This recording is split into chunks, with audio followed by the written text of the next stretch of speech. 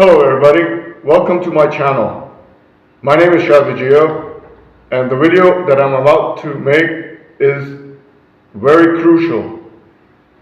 So before we continue, please click the hands icon to like the video, and please click the red button to subscribe to my channel and check out the variety of content that I have.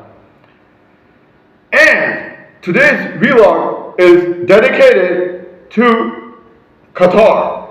Ahlan wa sahlan shabab, kayf al-hal. I'm gonna just start with I'm your nigga. I'm your nigga. I'm your nigga. I'm your nigga. I'm your nigga. Why am I saying that? I've lived all my life in North America. I should be pro-white. I am white. I feel white. I be a white boy inside a brown body. But I said I'm your nigga. I am your nigga. I'm your nigga. هلا والله كله حبيبي شباب كله مسلمون وين انت مخ ما انت في مخ ولا ما في مخ. Or I gotta speak some Arabic. So the point is that why did Israel attack Qatar? So we're gonna deep dive into that and take it from there and discuss all the nitty gritty, shall we? See, the thing is, when Israel attacked Qatar, it was very wrong for several reasons. And I don't need to look at like the internet or the news, for instance. Like, to be honest, I'll be really down to earth and straight honest, The thing is that Israel has been attacking one Muslim country after another Muslim country, third, fourth, fifth, sixth, seventh, eighth. So it's just an ongoing process. And if I just remember, Donald Trump just went to Qatar and UAE and Saudi, and he collected, well, he didn't ask for it, but the people of Qatar and Saudi and UAE, they gave like $1 trillion from each country to Mr. Donald Trump, and including that $400 million plane to Donald Trump. Like, guys, like, you give this much money, who needs that much money? You don't give that much money who doesn't need that much money. You see what I'm saying? Donald Trump he's got his Trump Airlines. He already has his Trump airplane, yeah? And he's already got like hundreds of Trump Tower buildings. Why would you want to give this man another $400 million jumbo jet? You see what I'm saying? You give this to somebody who needs it and who can use it, and then on top of it, like Donald Trump didn't even prevent Israel from attacking Qatar. And I just found out in Qatar there's the biggest CENTCOM, Central Command US base in Qatar of US forces. So, like, انت في مخ ولا ما في مخ ولا كله حرامي يعني. Okay, so the thing is, we have to figure out what went wrong in this whole process. The recent attack and the sheer lack of Muslim Ummah unity. The recent Israeli attack on Qatar has sparked widespread outburst condemnation across the Muslim world, rightly so. And Qatar's sovereignty is at stake, but also undermined the regional stability and diplomatic efforts.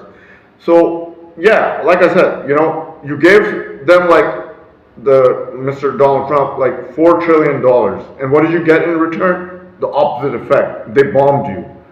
Now that doesn't go in logical, objective speaking. So that's what I'm saying. I'm your nigga. I'm your nigga. See, that's what I mean. Reasons for unity. Condemnation of Israeli aggression. The attack has been widely condemned by Arab and Muslim leaders who view it as a blatant violation of the international law. Rightly so. And Qatar's territorial integrity. Saudi Arabia's foreign minister, for instance, denounced the attack in his strongest terms. So, what happened after that? See, Mr. Shahbaz Sharif of Pakistan Prime Minister went personally, and a lot of countries' Muslim leaders also went to Qatar to have an emergency meeting. And they have decided that now it is time to retaliate, or shall we say, I haven't used this word before from the Middle East perspective. Counter counterattack. Oh, there is a word? Counterattack? Oh, maybe I should look up in the dictionary. What does that mean? If a country attacks me, what should I do? It's called counterattack.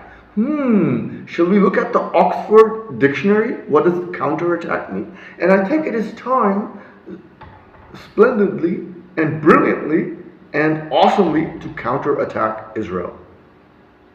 So, the thing is that I'm not gonna just go about the reasons, and then they've got problems. Qatar has problems of protection of its sovereignty because they lack a military capability, and then they've built ties with Turkey and Pakistan government in solidarity, and obviously Pakistan's got a huge military, so does Turkey, and so does Iran, and so does Egypt.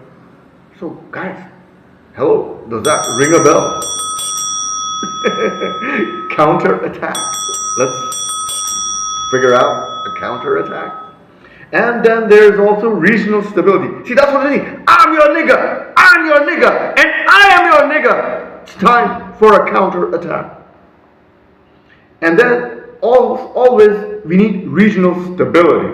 You see, if this attack has threatened the regional stability, prompting leaders to seek collective, unification and defense military pact, then their upcoming Arab Islamic Summit in Doha aims to solidify regional opposition to Israel's actions and establish crossing the red lines.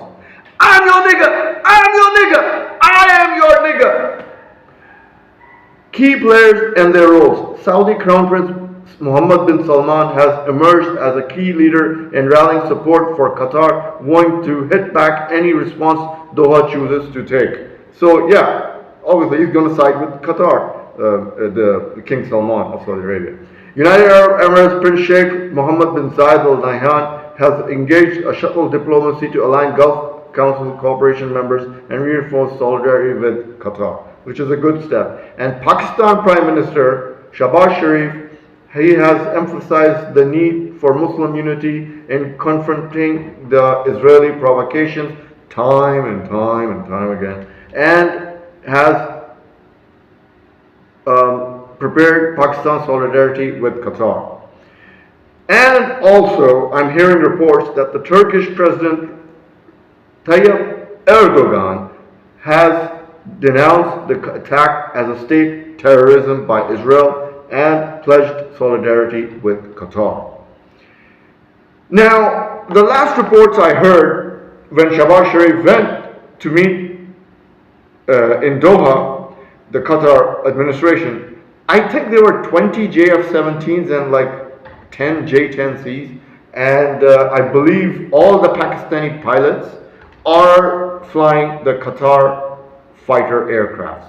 Because guys, if somebody's gonna come in your backyard, if somebody comes in my backyard, I'm gonna just beat the shit out of them, straight up. I'm your nigga! I am your nigga!